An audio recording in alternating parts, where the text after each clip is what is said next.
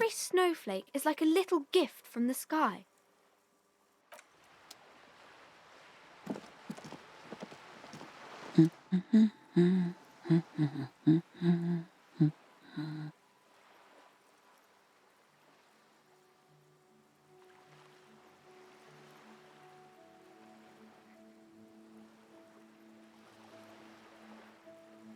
Yes? Hello? Me? No one. I'm just a working class woman. If she's such a working class woman, why isn't she working?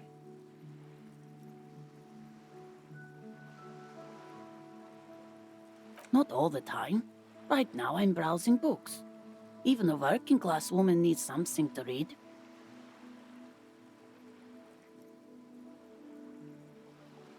It is.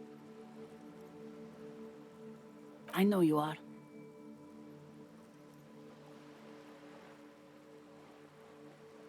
Mm-hmm. What with?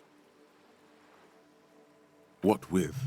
A lot of things. For example, people tend to go missing.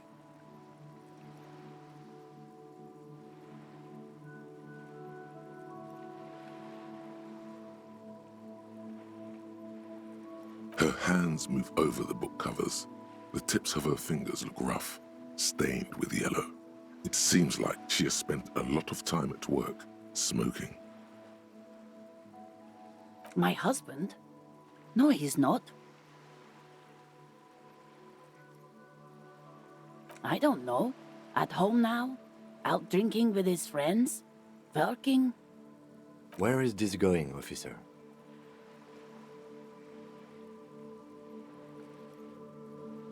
She gives you a short nod and shifts her attention back to books. No, absolutely not.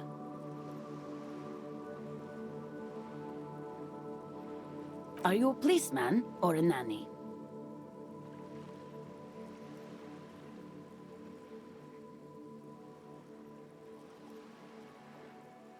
They are not missing, sir. You know where they are. They're at home, smoking, giving the ladder of vices a chance. I see. Thanks. I don't mean to disrespect, sir, but you are being a bit of a cockatoo here. For what it's worth, I agree. But cockatoos can't be stopped when they get ladies. It's better to indulge him at this point.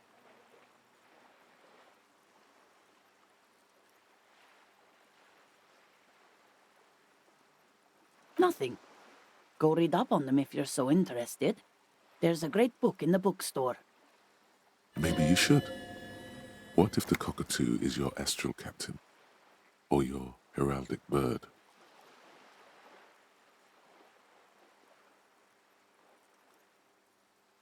Wonderful. The store is open. The woman before you nods and returns to her reading. Volumetric ship compressor. Bizarre scientific news from Revachol West today, where a police officer's shit has been observed at a pressure of around 495 gigadecimals. These metallic hydrogen levels of shit togetherness were thought to exist only at the center of collapsing stars, not law officials. It remains to be seen how long the shit singularity lasts.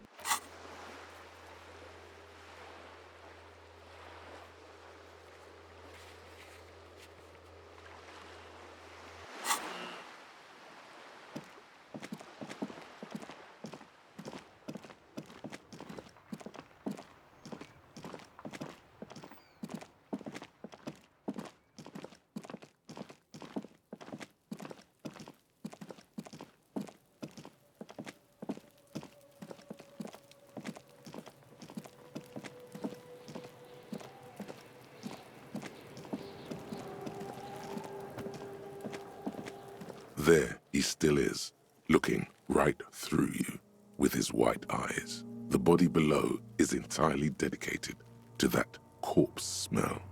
Emitting it is all it does now. As you breathe in, the odor comes over you. It's a smell of the mind telling you to run, and your stomach to wring itself empty. With your hands at your sides and your eyes squinting, you stand in it. This delicate machine, ready for picking. Instinctively you crack your fingers.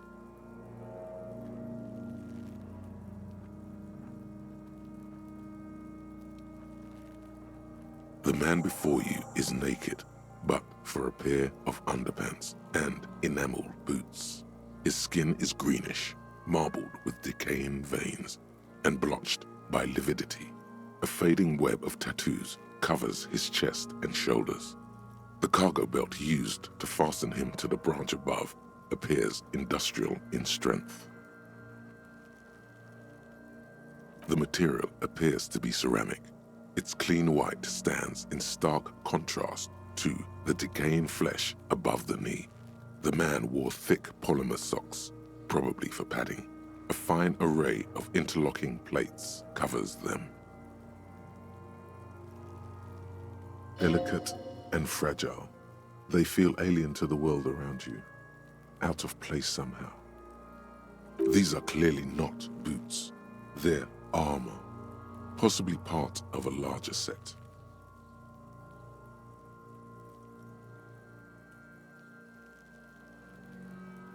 Indeed. Technically speaking, these are sabatons, not boots. Oh, the lieutenant uses a memo technique A6. That's not just any notebook.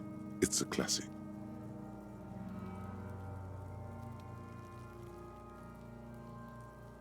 It's clearly some manner of super armor or future armor. Super future armor? I'm useless. Ceramic plate. Zirconium dioxide, most likely. This is where the make would be. Under the hill. Fairweather. Fairweather model T500VE. I'm guessing that's vitreous enamel. This is advanced stuff.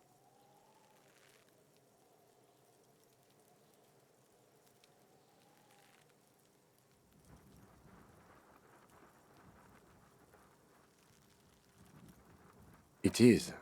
It's expensive. We've requested similar material for our tactical units for years now. The constabularies deemed it too costly. In that time, we've lost 6 men to semi-automatics. For a full set, about 4 years of wages. For the northwest region of Revachol, an officer's average yearly income is 5,500 rial, unadjusted for rank.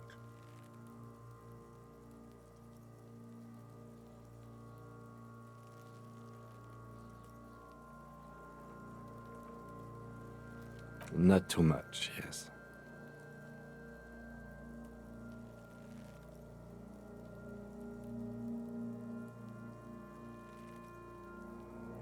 The lieutenant nods, wiping his finger on his sleeve. Piece by piece. He's been out here for 7 days. It would be odd if they didn't. We should keep a lookout for these species. The armor could yield information. This is one thing he might actually know.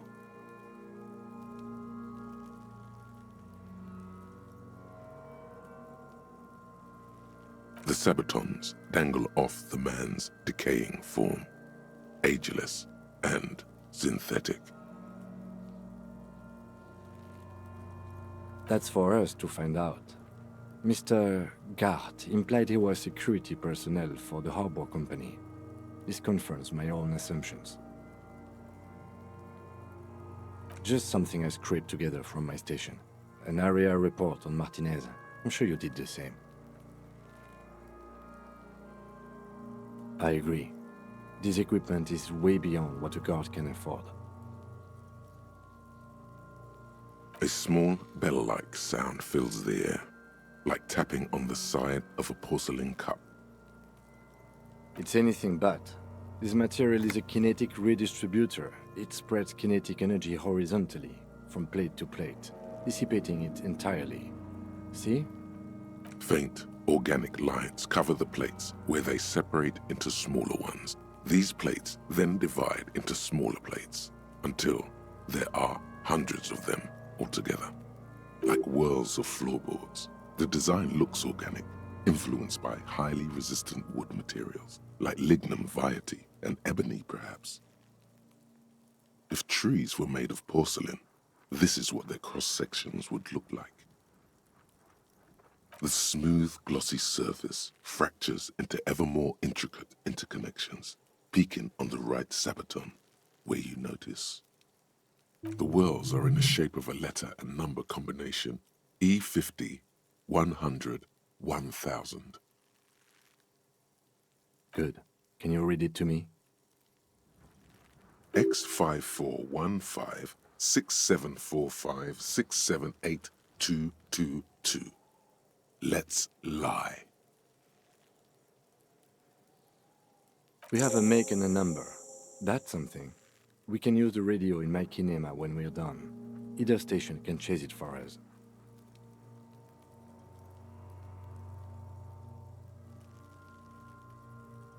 The stench fills your nostrils.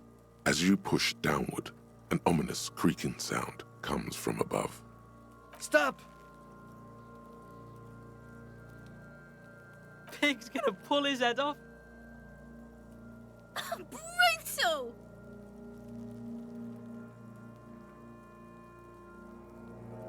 What's wrong with you, asshole?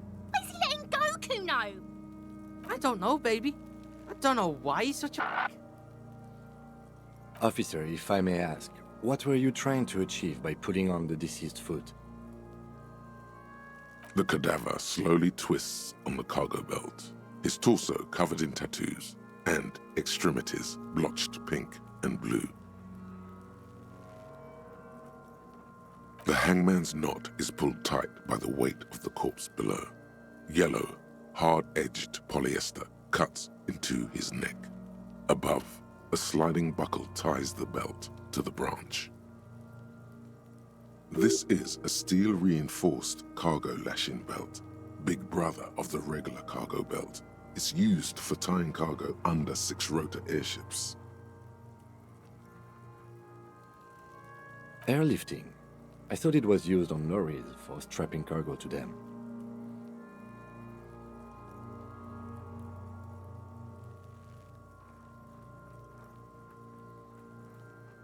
The local harbor uses 6 rotors to shuffle containers around. I get the sense they use whatever was on hand without paying much attention to not incriminating themselves.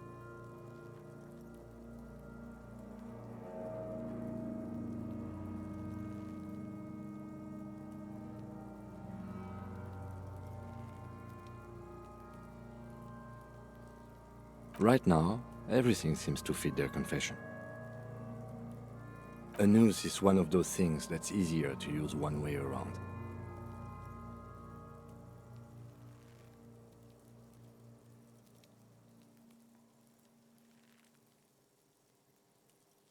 That ladder can't carry a grown man. I didn't see any splintering either, did you? I think they lassoed the branch, then pulled on the belt to close the buckle. Could be. The shape of the branch supports the theory.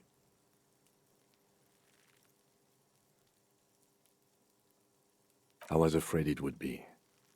Thin steel wiring, parallel strands. This makes getting him down more problematic than I had assumed. The cadaver hangs from the cargo belt, limbs limp and torso covered in tattoos. An intricate web of blue lines stretches across the torso, from the right shoulder to the solar plexus. Each time they intersect, a small white star is formed in their crossing. Hundreds of fading asterisks riddle his skin. Their concentration is highest around his heart.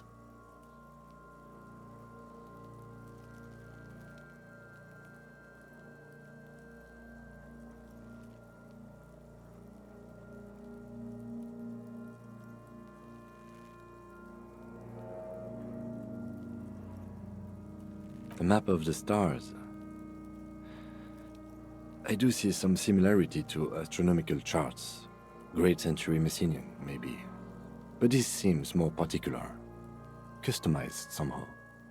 As if someone left out most of the night sky, filtering it through personal choice.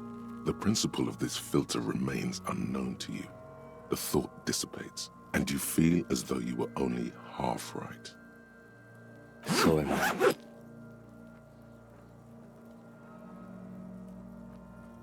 He wears a wide leather belt around his waist and a gun holster under his arm. He takes a thin piece of milled aluminium from his coat pocket and pulls it open. Sounds like a sword being unsheathed. A small lens appears, some sort of camera.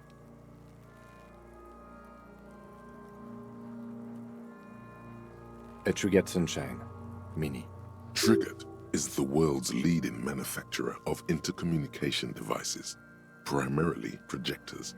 The camera before you looks familiar somehow. Shit, Kuno! What the fuck is that? An instant color camera.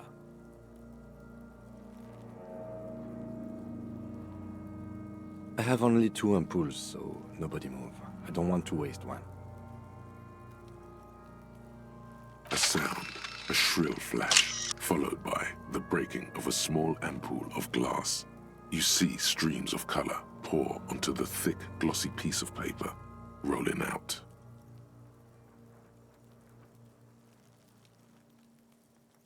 In case we need it.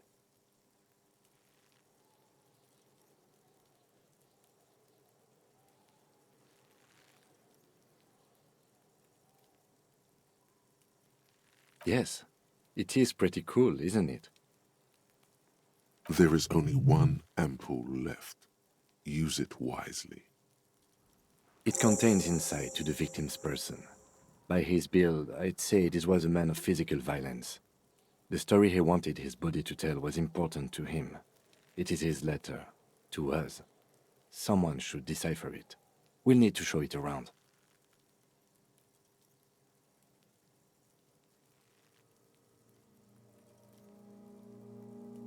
Sure, just don't lose it.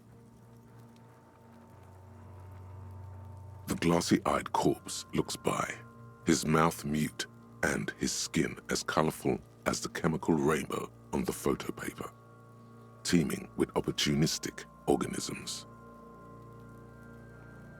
His eyes are milky white and blind to the world, protruding comically from their sockets. There is no one home, just subaquatic terrors there. Dark brown hair grows on his head. His face is ready to explode from the organic processes inside. The death's head grin has passed. What remains is an unrecognizable mess.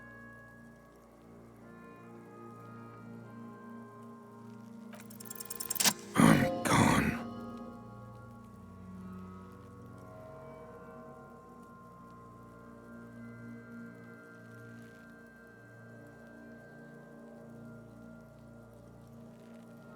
I'm a joke. Look at me.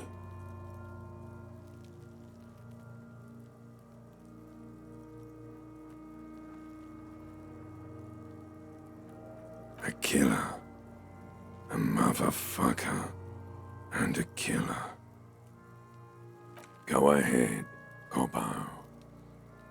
Into the wild pale yonder. In the past. Way out in the west. What do you mean? It's the power of your imagination. Go ahead. Ask me more questions. You fucking love questions. Because you're a copperoonie. Look at all of them go. Do you want more questions? Here you go, you loony. Because you have. Heck no. You're no Rooney. Between you and me, your name is probably Harry.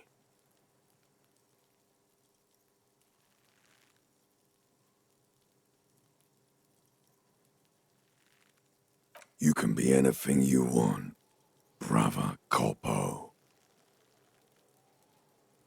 Come back later, Corpo. Amuse yourself with my frank manners and my memento mori features. If possible, also, see me in your dreams. As you narrow your eyes, the monster before you blurs into a violent mess of green and pink.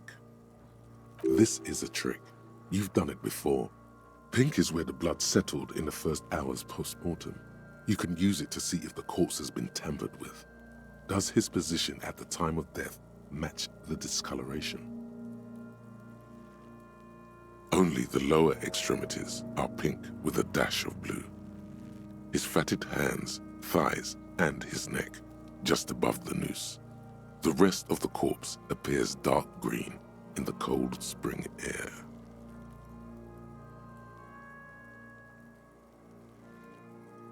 I see it. His neck too.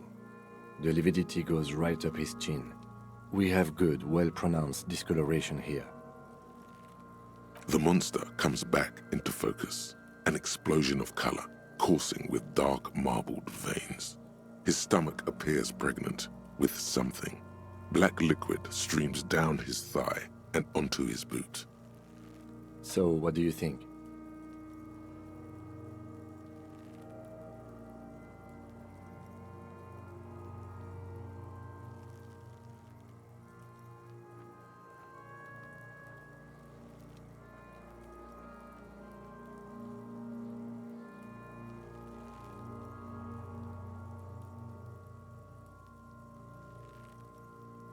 A pool of blood and feces has eaten into the frozen mud below the man's feet. Purge liquid is dripping into it, drop by drop. The victim appears to have contained no more than half a kilogram of digestion at the time of death. The fuck he's saying? Talking about shit.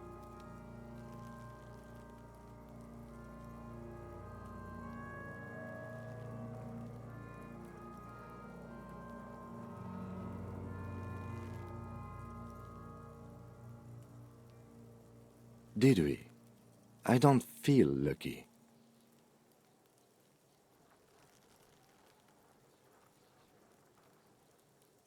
Agreed, especially on the neck. The belt acted like a tourniquet, keeping the blood in his head. The hypostasis supports a hanging.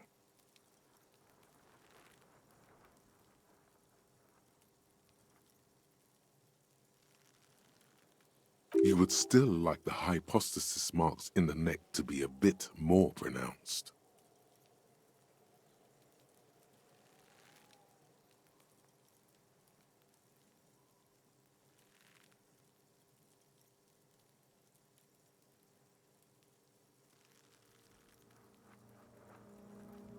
Maybe it looks faint to you?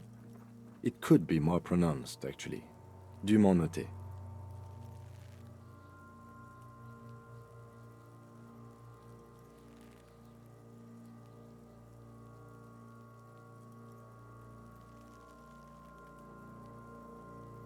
Yes, there's always a chance we are wrong.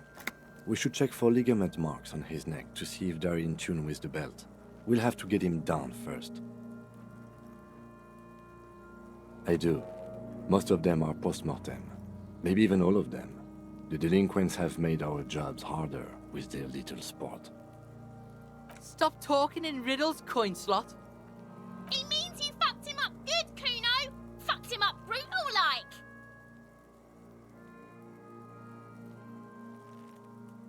I agree. His personality is no longer a part of the world. Totally dead.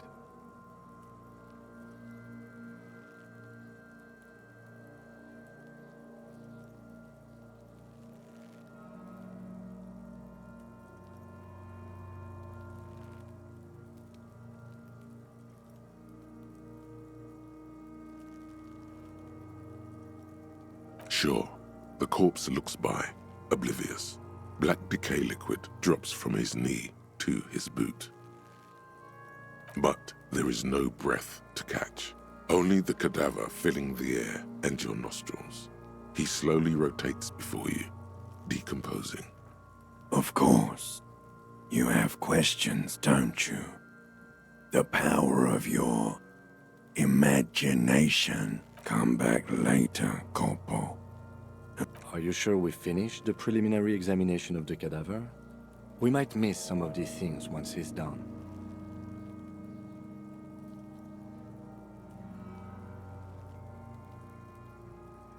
The cadaver slowly twists on the cargo belt, his torso covered in tattoos. Of course. Do I remind you of someone? A child born with Muller's disease, harlequinism, grown up miraculously.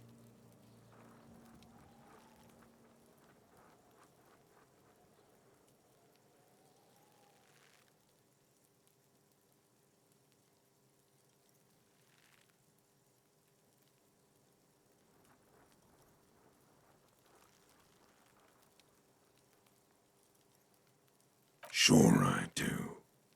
You just don't want to admit it. Because you have. Come back later, Corpo. The steel-reinforced belt presents a unique challenge. I brought chain cutters, but I don't see a good angle of approach to the belt. He doesn't actually think the challenge is unique. He thinks it's frustrating, annoying, and harder than he thought. The cadaver is a good 1.2 meters up. Neither one of us can reach the belt without assistance. And even if we do, there's the question of cutting the airship strength material.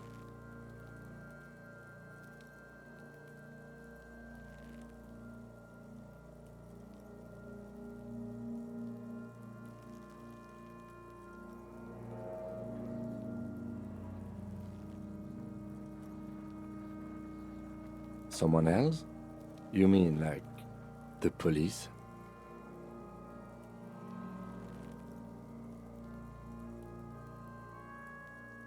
Sadly, yes. The whole RCM is out there right now, doing the exact same thing we are.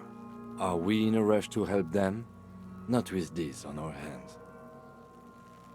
I know it's hard, but I assure you, the others won't come to help us. And we have a growing sanitary concern here. We need to get him down, fast.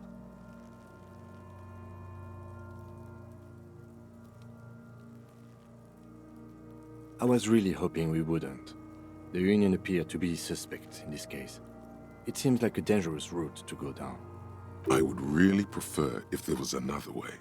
These people might have an agenda.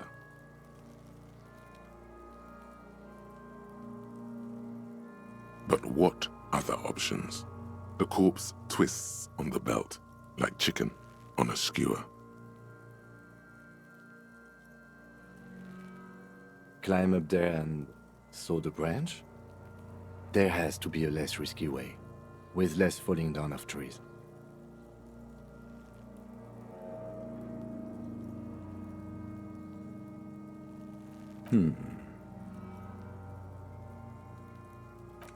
Yes, we do.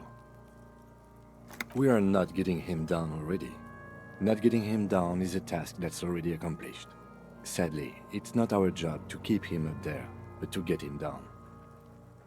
How do you plan to get him down, then? With social sensibility? Are you going to educate him down? Yeah! Bang bang time, pig! Shoot his head off! How? Where the buckle ties the rope to the branch. That's a good spot to aim.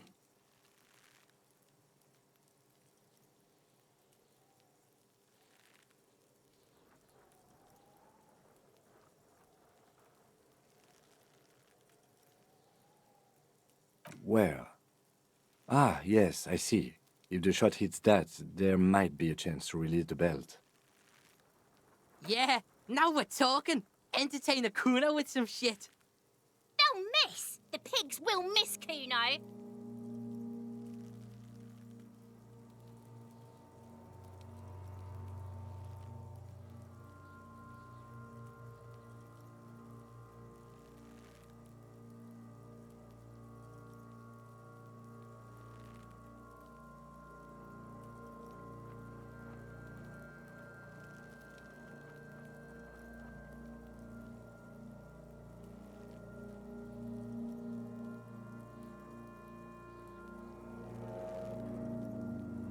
silence. With his elbow sharp, the lieutenant unzips his jacket and produces a lightweight firearm. He drops a paper cartridge in the barrel, separates the scouring stick, and gives the cartridge 5 tucks, securing it in place. That's a Kiel A9090 Armistice, mass-produced muzzleloader, ascetic, frugal, one of the most common firearms in the world. He then steps back and assumes the fellow's Stess position, taking aim. The corner of his eye twitches. His finger is on the trigger. He's gonna fucking miss! The kid's voice is drowned in a shrill blast that echoes off the walls of the surrounding tenements. A cloud of smoke slowly parts in the air as God damn it. a lot of things were wrong with that shot. The fellow Stess was the wrong choice. His shoulders were raised, but above all, he cannot trust his eyesight. Fucking idiot! Muckaba asshole! Kuno could have hit it easy, but then Kuno's not fucking handicapped, is he?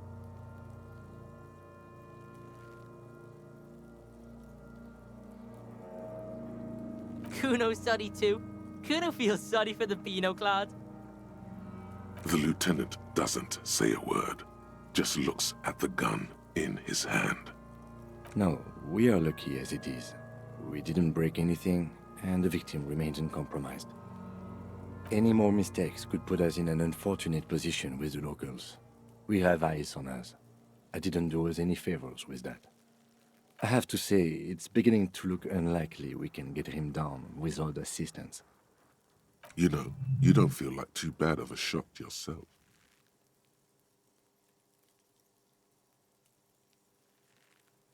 It's bad as it is.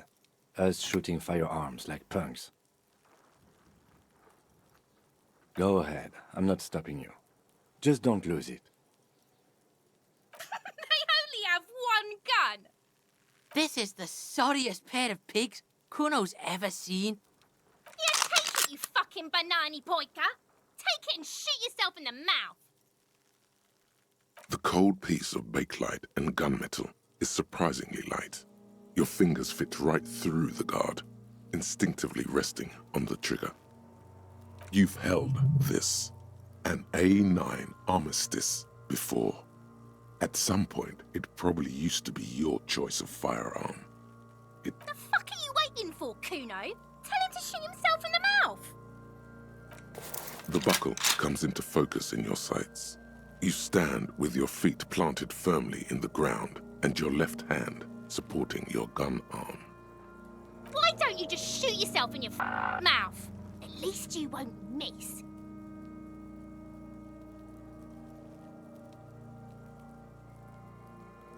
Or what? You gonna fuck me?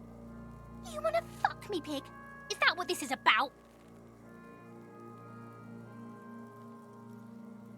Your field of view narrows. The branch slowly moves, becoming entirely two-dimensional. The metal buckle glimmers, catching the morning light as the corpse slowly rotates. The slow movement of the branch in the wind and your shoulders directing the gun sync up, dancing hypnotically. Look, he's crying. You gonna cry now, fucking faggoty?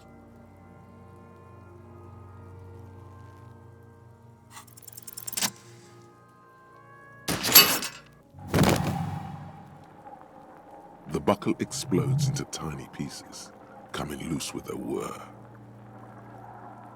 With your hand numb from the recoil, you look at the body slump down.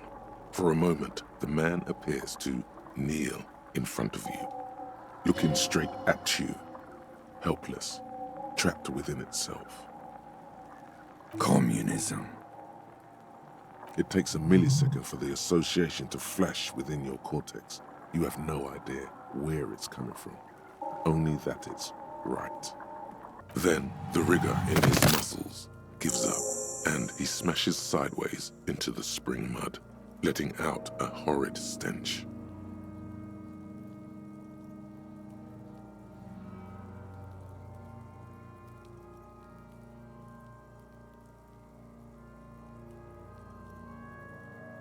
By being a damn good shot. Ace is high.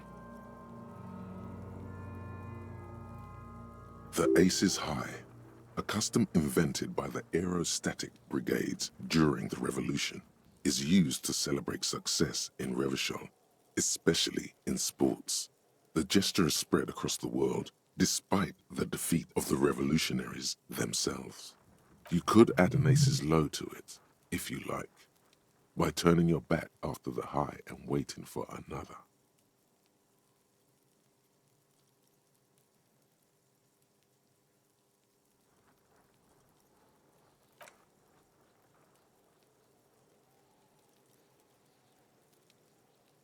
The lieutenant takes a little hop to perform the customary salutation.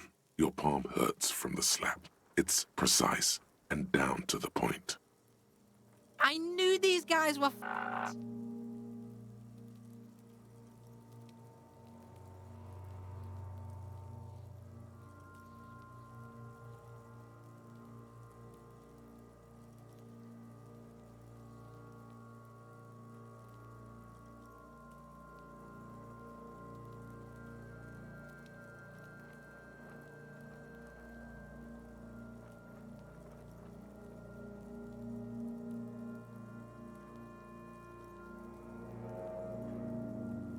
We will perform a field autopsy and determine the cause of death. But before... Excuse me. Slumped on the ground like that has not improved the way the corpse smells. The fall seems to have released something deep inside it. It looks like I feel like taking a break from the stench. I'm sorry to interrupt the jubilations here. Just a little breather before we do the autopsy.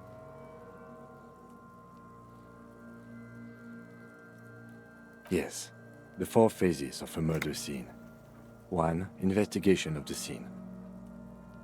I'm satisfied with that part. The trash container, the prints, we've been thorough enough. 2. Initial examination of the victim. We were exhaustive in our efforts there. Good job. 3. Field autopsy. This will not be pleasant or easy, and it will have to be performed on the scene. The fuck are they on about? Cops are gonna cut his shit up next. 4 and final, transport of the coroner's case to the district morgue. I'll do that. God, this stinks.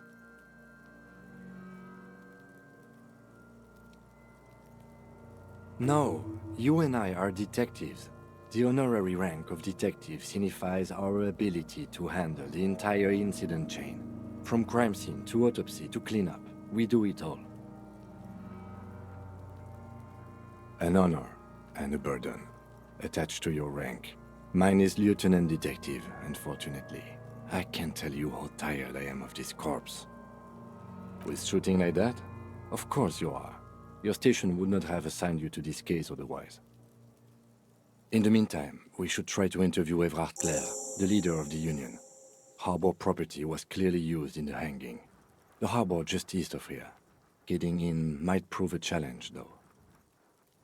I would also suggest we interview Joyce, the Wild Pines representative. But we've already done that, so good for us. 1 down, 1 to go.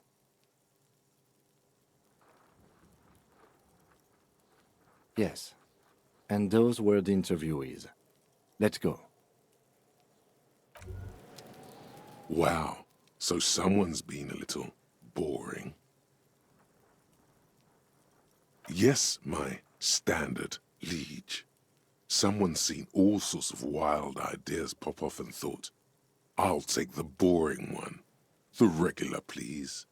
The brown.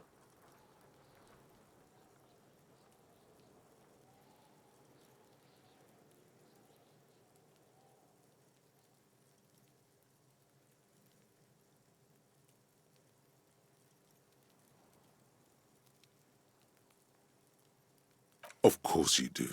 Let's get right to it. My lord's copotype is regular cop. I'll let everyone know. I'll send out a telefax.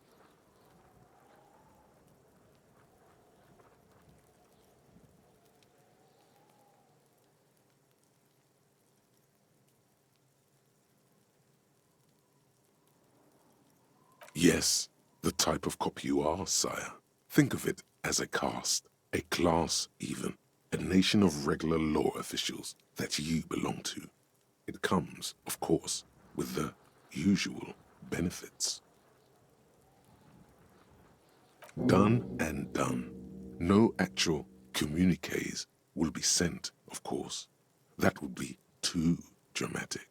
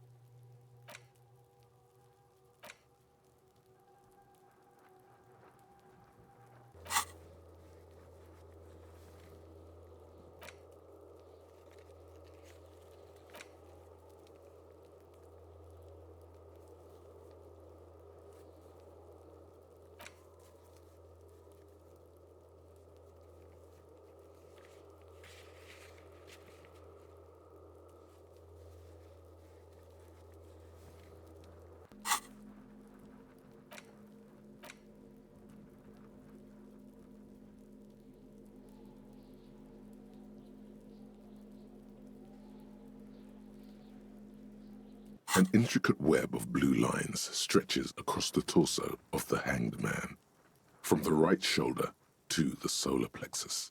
Each time the lines intersect, a small white star is formed in their crossing. Hundreds of fading asterisks riddle his skin. Their concentration is highest around his heart. It still kind of looks like a map of the stars in the night sky, but something's not right. For you to discover, you've gotten as far as you will without assistance. Someone who knows about history could tell you. Gone.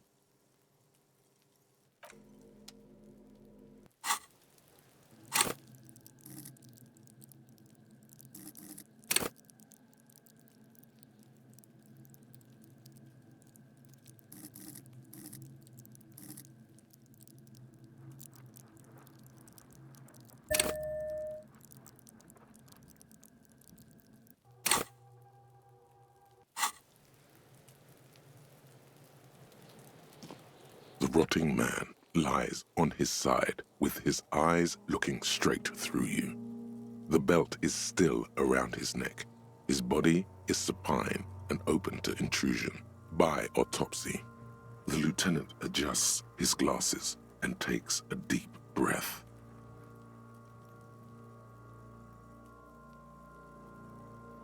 Come on, officer. You know what a field autopsy is.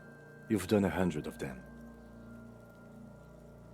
What you do know is, at 18.9 kilometers, the dormant shield volcano, Corpus Muindi, is the world's highest summit, and the failure of the 38 single, Et puis descend, to crack the top 20 was the death knell of disco. But what a field autopsy is, you have no idea.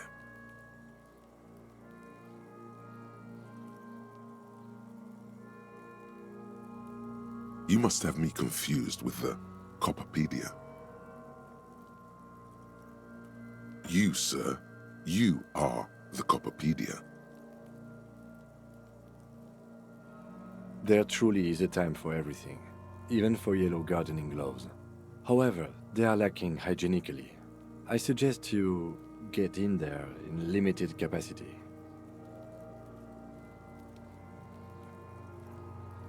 I mean when I need you to. Until then, I should handle physical contact, and you should take notes.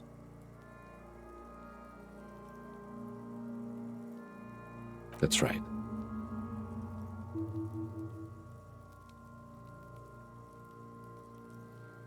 Shoot, Looney Rooney. Come back later, Corpo. The dead man stares in silence as you crack open the ledger. The bright red paper is covered in boxes and lists, describing the condition of his skin and organs in 3 parts. Above those, an 11-field info form needs filling out first. It begins with,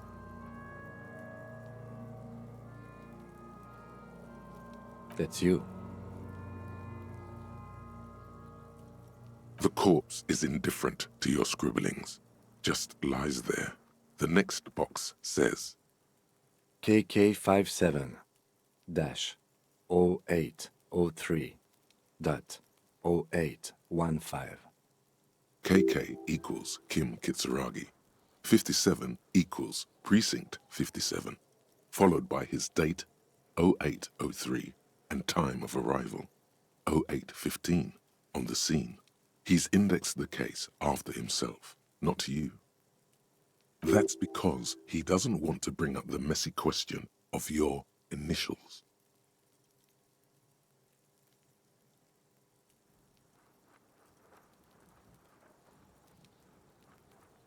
And what would that make the alphanumeric? HDB 41 0803. Help me out with the time of day, anyone? 10:15. It's understated.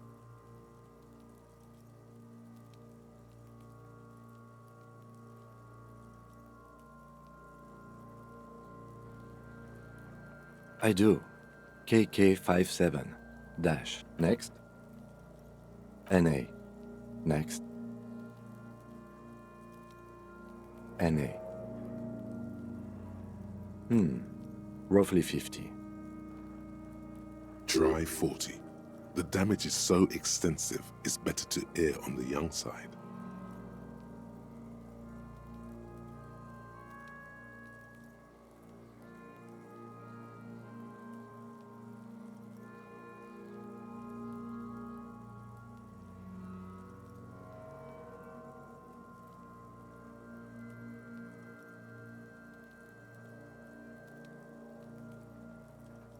He nods.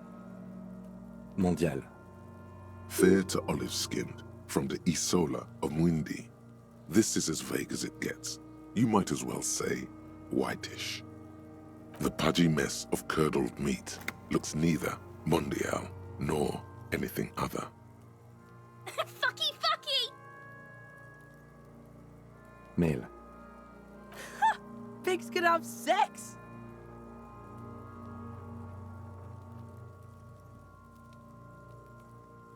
Nor does he look male, with his pregnant belly and indistinguishable face.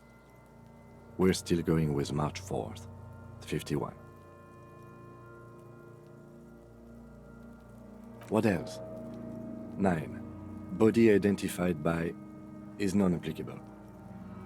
10. Case number is the same as the coroner's case. KK 57 0503 0815 listens motionless, with the cargo belt still around his neck. Only one box remains. None, at least not after the initial examination.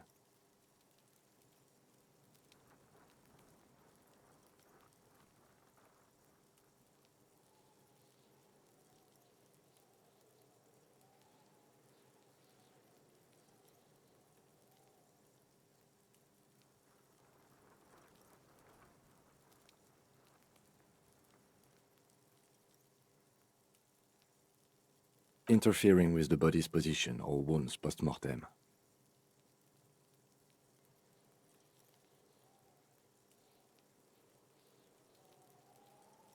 They'd have to have incapacitated and carried him over. This man was more than a match for untrained dog walkers. Your central nervous system recognizes this gesture. It's the stations of the breath.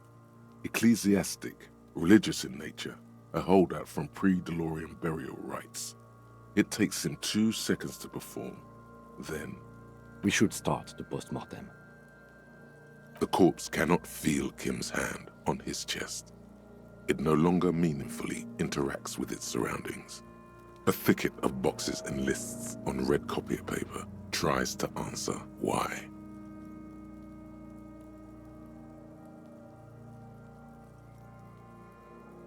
Clothes. The deceased wears armored boots and white briefs. The make of the briefs is Babrodin, I think. Let's see. See, it's happening. Babrodin, yes. Inexpensive. Size M. Color white. The disappointment is palpable. The red-haired thing was expecting something more lurid. The boots are ceramic, vitreous enamel. They are fused to his skin from blood flowing downward post-mortem. Removal of the boots is left for processing. The boot has a serial number. It's E50.100.100. The lines between the plates are in the shape of the alphanumerical. The number is purposefully concealed by the design. Tattoos. The upper torso is covered in a single, continuous tattoo, resembling a map of the night sky. It reaches from the right shoulder to the heart. The ink is blue and white. The assistant has a color photograph of the markings, to be added to the case files as document A1. The photo is taken on the scene, using a Trigat Mini. The deceased has a belt for airlifting cargo around his neck, tied with a hangman's knot. Color yellow. Length 3 meters. There is a buckle on the other end. Well-nourished, athletically built, measuring 1.8 meters. Generally consistent with age 42. Preservation is good. Ambient temperature below freezing. Body hair is light brown. Distribution is consistent with age. The deceased had male pattern baldness. Hair is combed back, short.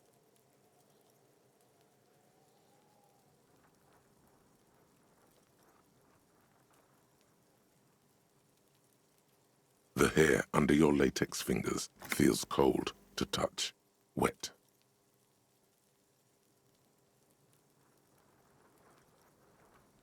The stench is suffocating. Strands of dark brown hair start sticking to the latex of the glove. Like there must be brilliantine in there. He's combed his hair back with oil.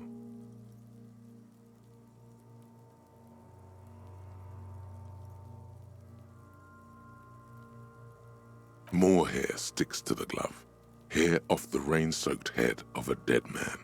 There are bumps and dips on the skull below. An alien landscape. For a fraction of a second you feel something. An irregularity.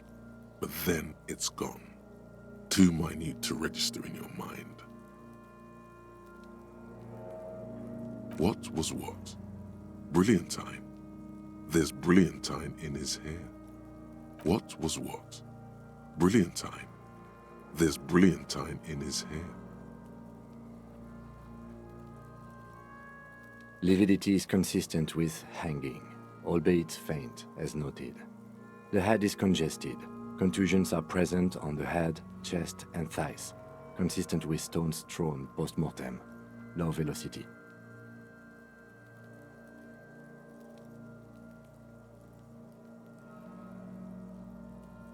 Fucking low velocity. You think Kuno doesn't know what you're talking about? Velocity was fucking max. Talking shit about Kuno's velocity. In addition, there are bite marks on the face, scalp, and chest, consistent with predation.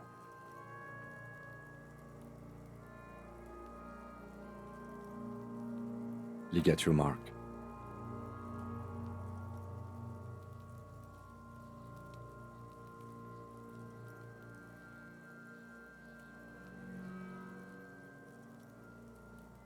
The steel wiring. There's too much of it. We need to remove the belt so we can get to the ligature mark. You got just the right tool for that. The chain cutters.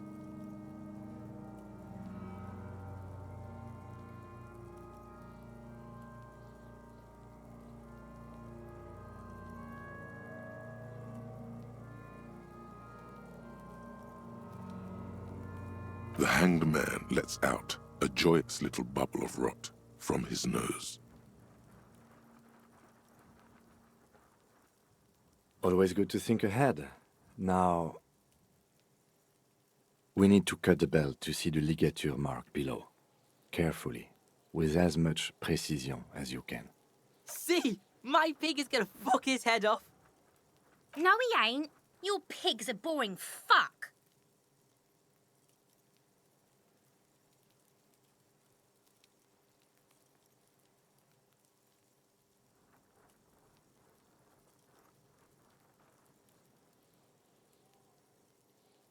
The belt is equally tight around the whole circumference of his neck, swelling over the edges like white bread rising from the east.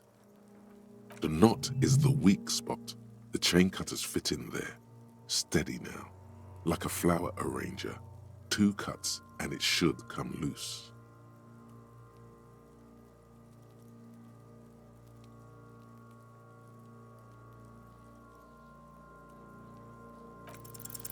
You jam the cutters right under the knot.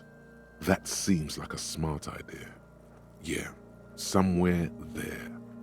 Already they're buried deep in the man's flesh. Then you rotate them to get a better hold. Then... a really, really bad smell is coming from there now, and some kind of cracking sound. The lieutenant looks by, somewhat worried as you summon power words to your aid. Yeah, fuck him! Fuck that faggoty! Corpse fucking time! Told you my pig was hardcore. I should have a go first. I think I have a strategy.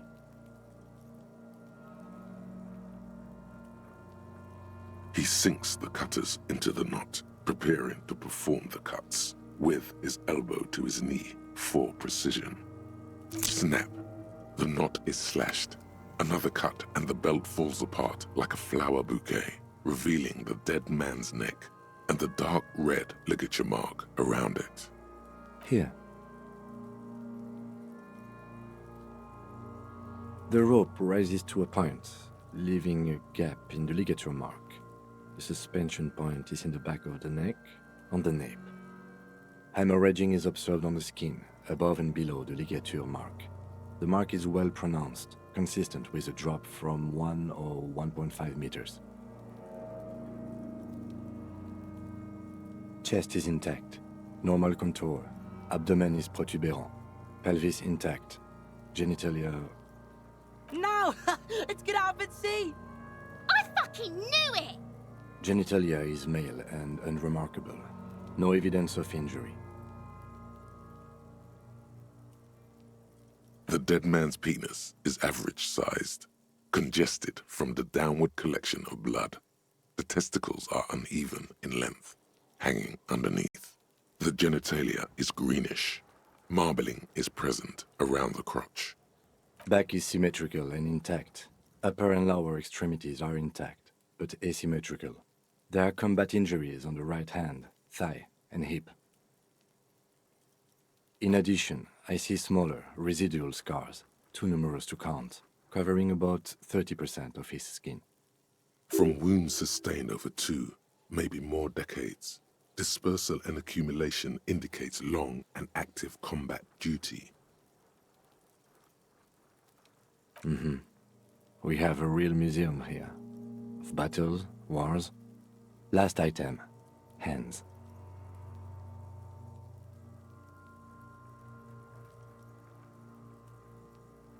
The hand feels heavy, filled with decay liquids, like it's ready to explode if squeezed hard enough. You're suddenly repulsed, so much so you feel compelled to drop it.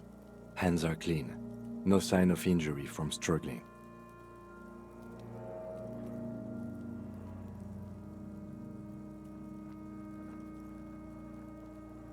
I was.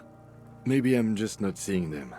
Honestly, the stench is making it hard for me to think at the moment. Ooh. That's all for the external. Well done. What next?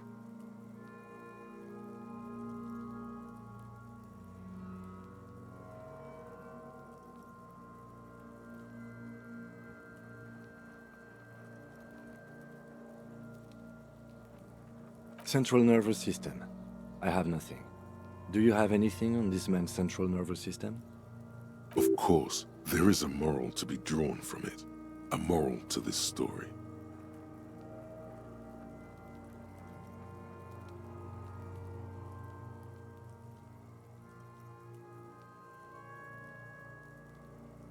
Musculoskeletal. Purge fluid is coming from the mouth. Not injury related. Eyes and tongue protuberant. Hyoid bone. Let's see. With his eyes almost closed, the lieutenant puts his hand on the dead man's throat and begins to massage it, gently. A rotting smell erupts from the mouth. Purge fluid runs down his lips, black and viscous. You hear cracks as the lieutenant moves his sharp fingers inside the flesh, like the creaking of an old house at night. Yeah, jack that fucker off! The hyoid bone is fractured. The rest of the musculoskeletal system is intact. Unremarkable. Respiratory system.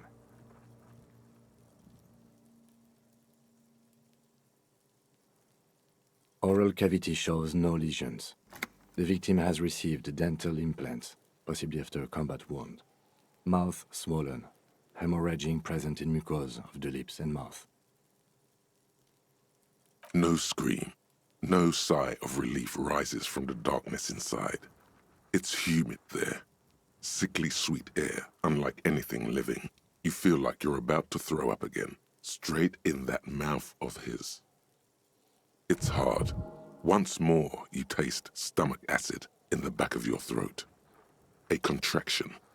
Your throat pumps a little something from your stomach and into your mouth. You're forced to swallow, just to keep looking. Inside, you see darkness. Just a mess of meat and darkness. Hemorrhaging present in mucus.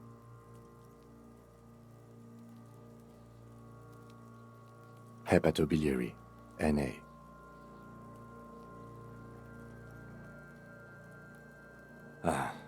Are you a hepatobiliary expert? Hepato means liver, and biliary, the gallbladder and bile ducts.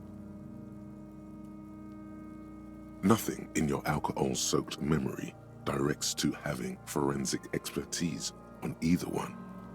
Neither am I. That's it.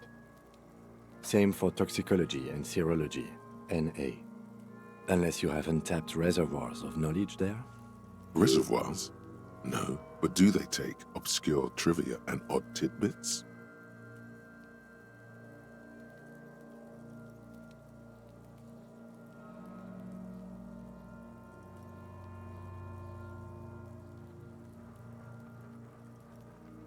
Like a toxicology screening? At this stage, I doubt processing will find anything, even if he was brimming with cocaine. But still, you should add a request.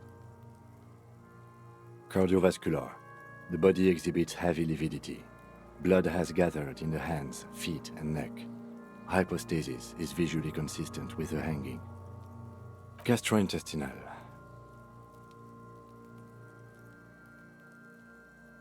This will do. Digested semi-solid food in stomach. Voila.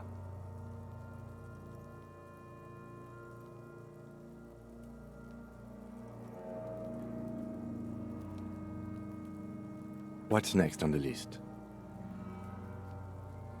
Let's see. We have bite marks, contusions on the head and chest, and a ligature mark encircling the neck.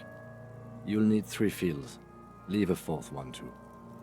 Be thorough if you want maximum results.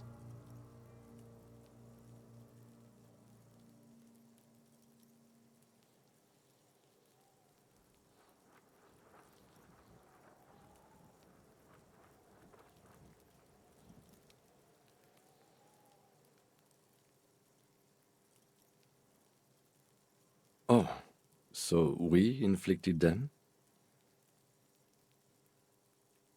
Okay, so there's an incision on the thorax from a chain cutter. I wouldn't mention it. Better not to muddy the waters.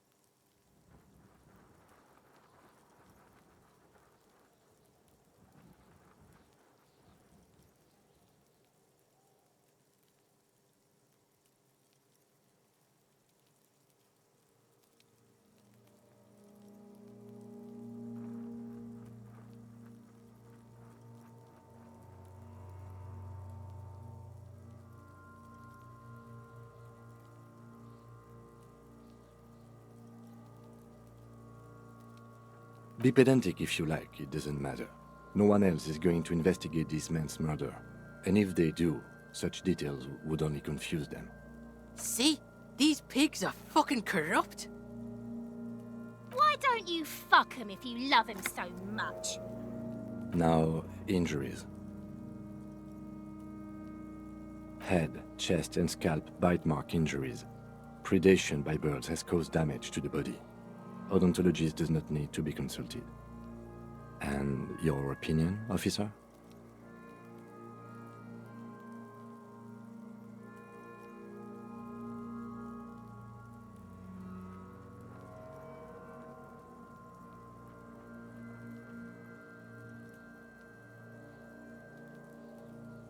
Agreed. Next injury? So, the scalp bleeds from a post-mortem head injury, a stone. The injury does not have the rim of an early inflammatory response. The perpetrator on the scene has confessed to causing it post-mortem. At maximum velocity, fucko! Has confessed to causing it at maximum velocity. Coagulated blood sticks to his scalp and chest, where the countless stones have hit the dead man. Beneath, the description of injury. 2 boxes. Right. Next. Nothing. Just in case. The corpse lay slouched to the side, oblivious to its surroundings. The field autopsy form describes his state in 3 parts. Alright. Bite marks. Be thorough if you want maximum results. A dark red abraded ligature mark encircling the neck, with a gap on the nape measuring, let's say, 7 centimeters. The hyoid bone is fractured, the cervical column intact. I see hemorrhaging on the skin, above and below the ligature mark. Depth of the mark, 1 centimeter. No signs of clawing on the neck. Below the note, 2 customary boxes wait to be ticked. The man's head jerks to the side. The ring around his neck is visible. Think for a moment. There's time. Don't rush.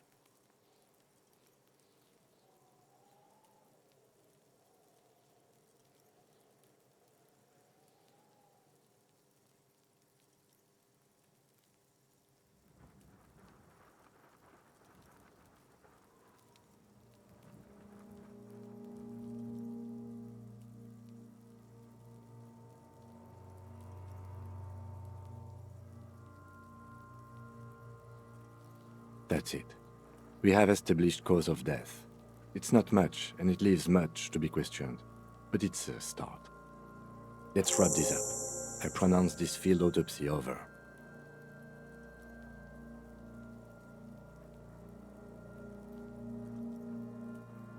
Well, we established probable cause of death. Some would say that's the goal of an autopsy. We also requested a toxicological screening. That was thorough. The results should arrive in a couple of weeks, if we are lucky. I would not. We were thorough with the list of injuries too. We described them all in detail. What is there to say?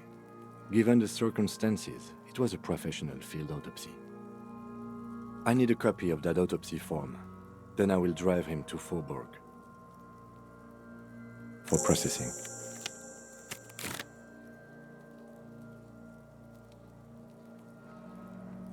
You tilt your head, also looking at the corpse. I'm sure we didn't get everything. There's always something.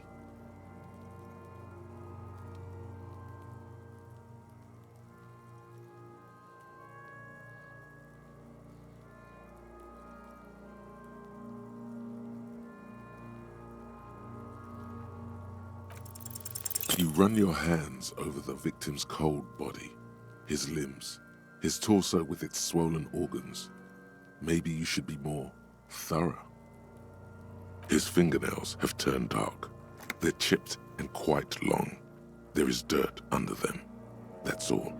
Do you think we missed something?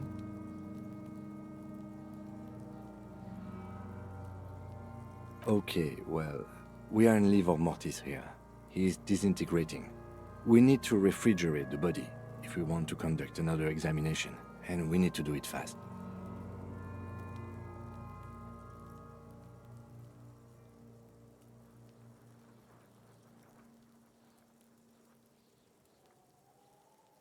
If you want for this task to slowly become impossible, then yes. Otherwise, no. He's been hanging out far too long already. We need to ice him.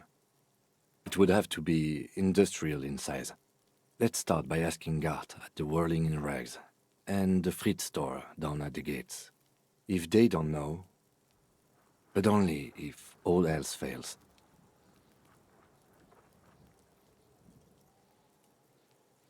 Fuck are you looking at, Beano, man? You want a piece of the Kuno? Wanna get fucked? Only if all else fails. Kuno looks like he gets around. Knows Martinez. And its fridges too, probably. Or, remember the buttons on that intercom over there? On the side of the building next to the Whirling? One was for Revachol Ice City.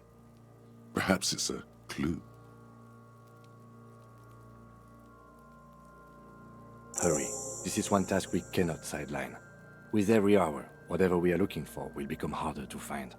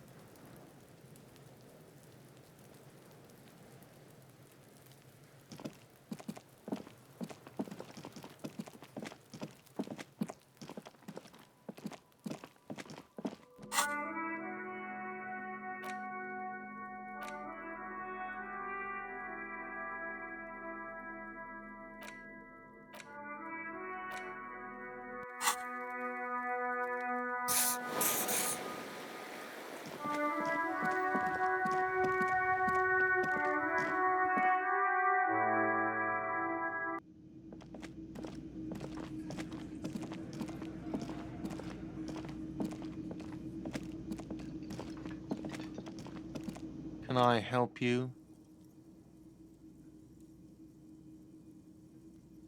Yes, yes. For the dead body. You want to put a dead corpse into my fridge, right? Correct him.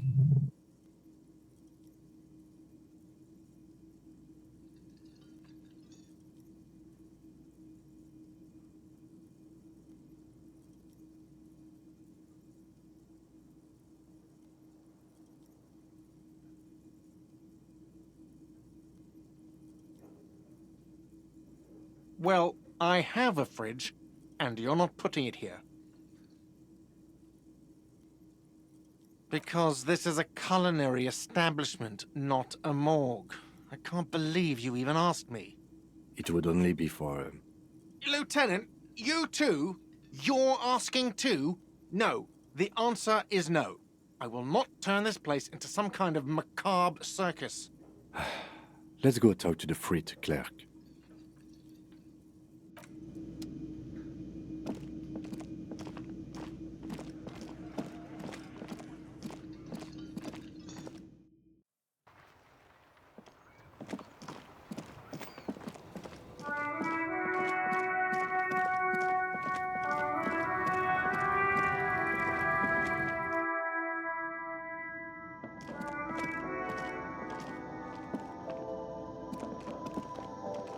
The tear machine stands in the corner. Your bottles clunk into the machine, and the money appears with a satisfying jingle.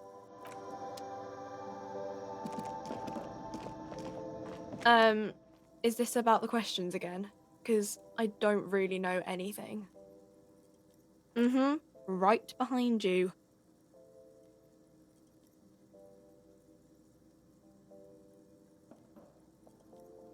Yeah.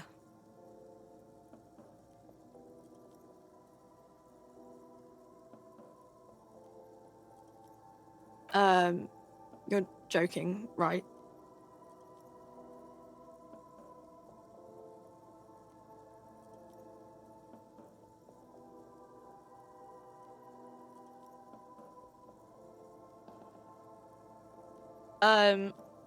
Okay. It wouldn't even fit, you know. Now that I'm looking at it, maybe a glass-doored fridge in a public grocery store isn't the best option for storing a corpse.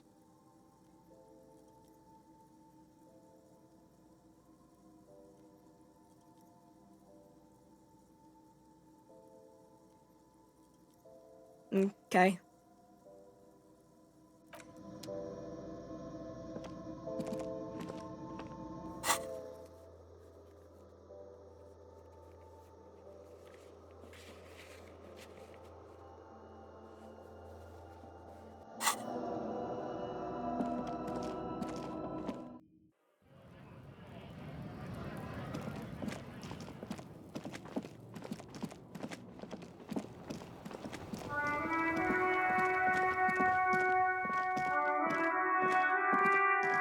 An old call box with a matrix of push buttons lists all the companies in the East Delta Commerce Center. Silence. No one answers the doorbell.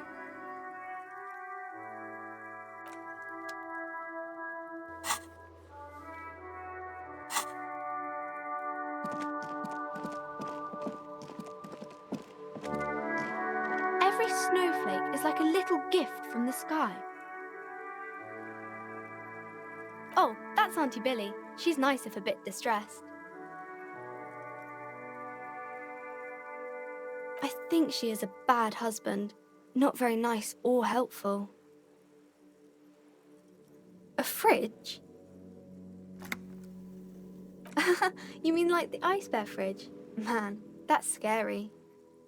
Ice bear fridge? Yes, like a bear, but white. There's a fridge below the building in the basement, with red glowing eyes. I went back there once, behind the bookstore. Mum doesn't want me to go there anymore.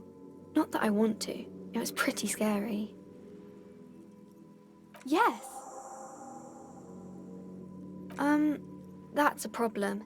The only way in is through the bookstore, but my mum is pretty strict about not letting anyone in. But I don't know, you're a policeman. Maybe you can convince her somehow. Anyway.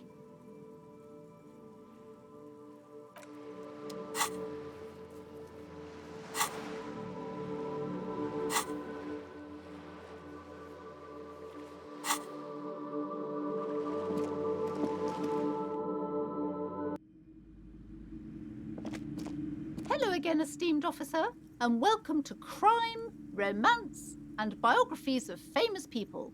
A book about cockatoos? There should be one upstairs, right next to the shelf of biographies.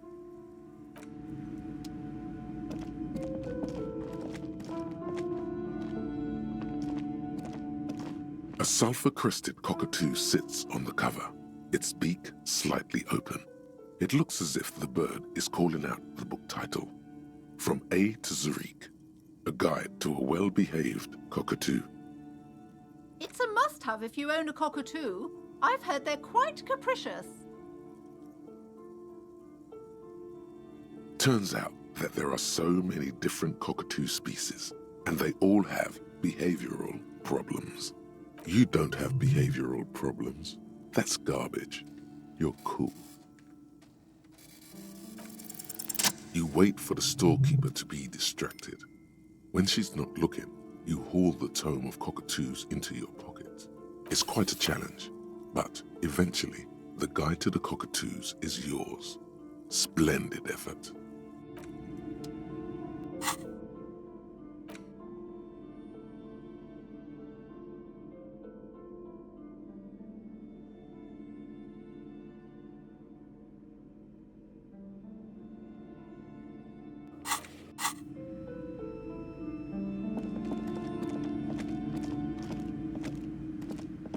Hello again, esteemed officer, and welcome to Crime, Romance, and Biographies of Famous People.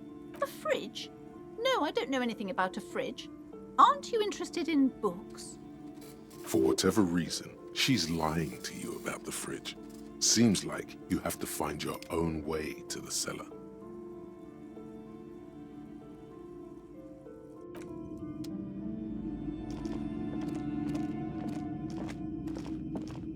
The curtains, tattered with age and covered in dust, hang before you, as if taunting you.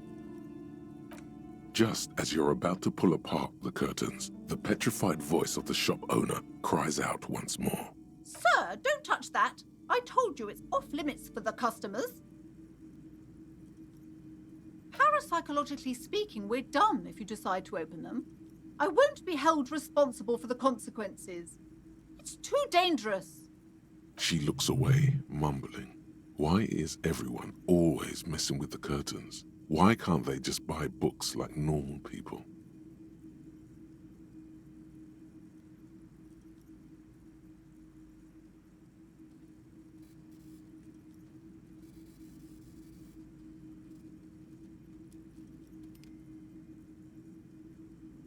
No, it's just a storeroom for the employees, I told you.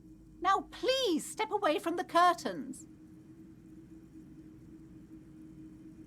Everybody suddenly needs something from there. Leave the curtains be. It's what it wants.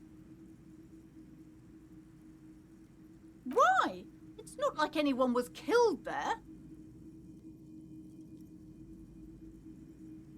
I am sorry. I don't mean to be so impolite. Just please don't go there. I can't allow that. You'll only make things worse and unleash the powers. The curtains do seem frail suddenly, not robust enough to contain a slippery darkness. No! Please just talk to me, officer. Come here and let's talk this through before you decide to do anything extreme. Talking is always good. Go see what she has to say. The curtains, tattered with age and covered in dust, hang before you, as if taunting you.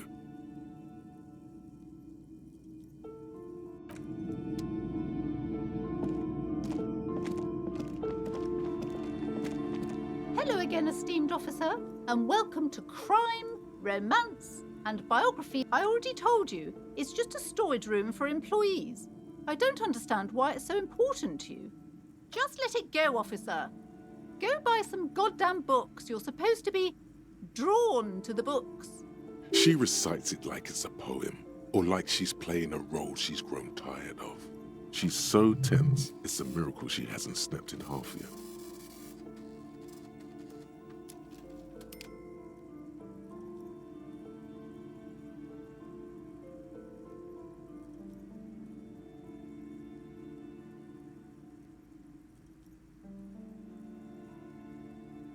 I'm not tense, I'm just... Okay, fine. It's because this place is cursed. Just like Annette said, they don't call it the doomed commercial area for nothing. Are you happy now, officer? Happy that you've ruined everything? Host of hosts, she prays. Guard me and my honest business venture from the curse that lurks behind the curtains.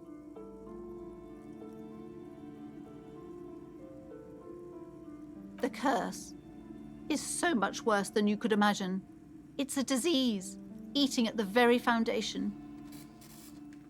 It's the curse of financial distress, of ruin and bankruptcy.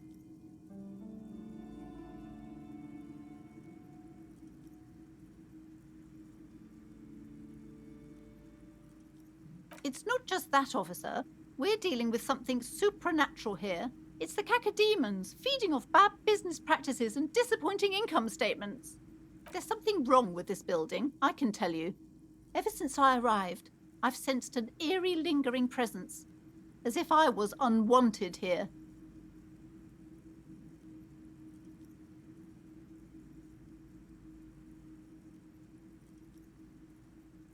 It's not good to talk about the curse, not in detail. The negativism, it's dangerous. Talking about the void wraiths angers them. Wow. Void raves. You have new words.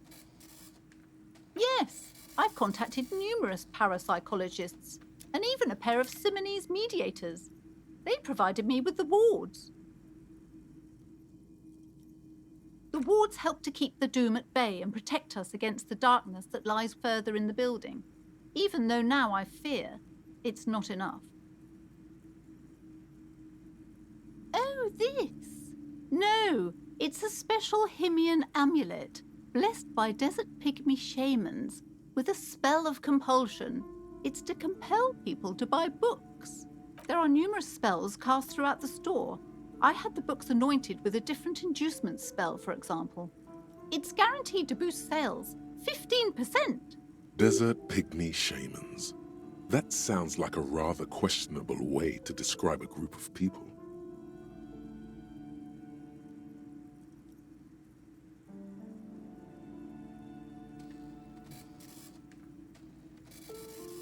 Most certainly not.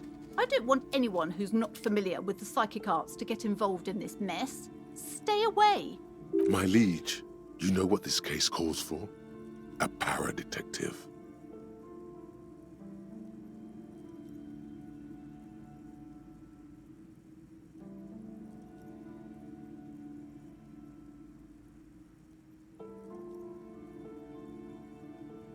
I did what? Oh my god! A victim of the curse? The curse has started killing people? It's killing now?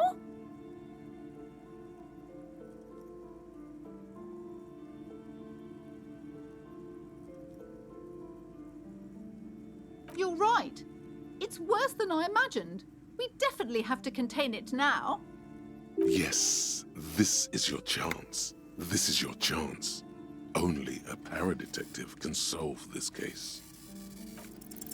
Slither up to her, you silver-tongued fiend. Show her what world-class perfidy looks like.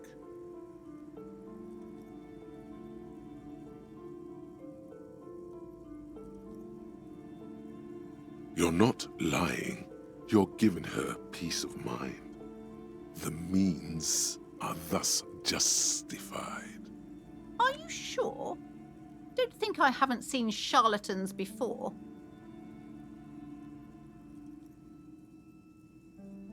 You're no paradetective. You look nothing like one. And you're clearly a drinker. Pardon me for being so blunt, but... You look like one. The lieutenant keeps his usual stony calm.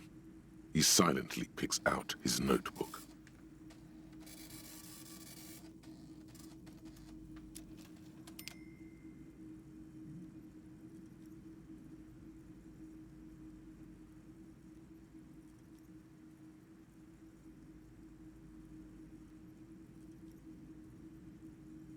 How do you know all this? Here we go.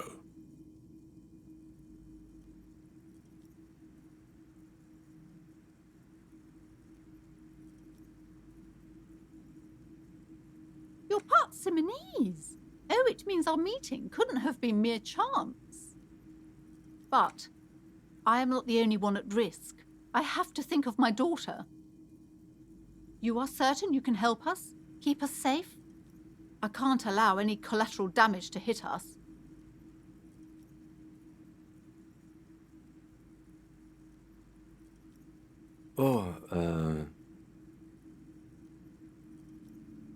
Certainly so, ma'am. I can assure you my partner is eminent in this particular field. If you promise, good officer, then you might be our last hope. Do you swear it?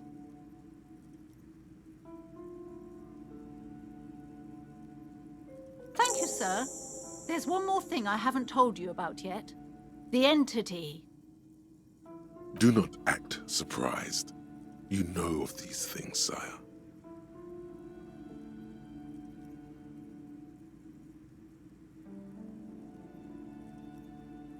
You have? The entity takes the form of a woman, a witch probably. I've suspected that she must be connected to the curse ever since I first saw her. Did you know that she lives inside the chimney?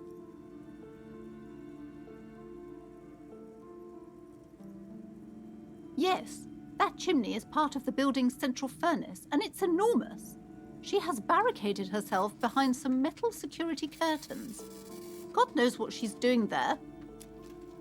Some unnatural magic, I assume. You should go find the entity and ask what happened to all the companies in the building. What is the source of this curse? Here's the key to the warded door behind the curtains. Oh, and please do return to me after you've looked round. I'm quite anxious to know what she has to say about the curse. What you discover in there. What you discover? Probably just office space.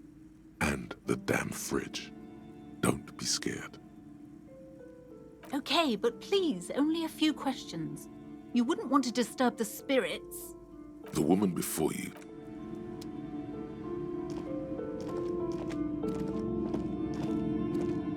You see a set of tattered curtains blocking the way to another room. You see a dimly lit room full of dusty furniture and trash. A doorway stands in the back, covered in dozens of scary little Seminese wards, your shadow looming over it like an omen. Oh!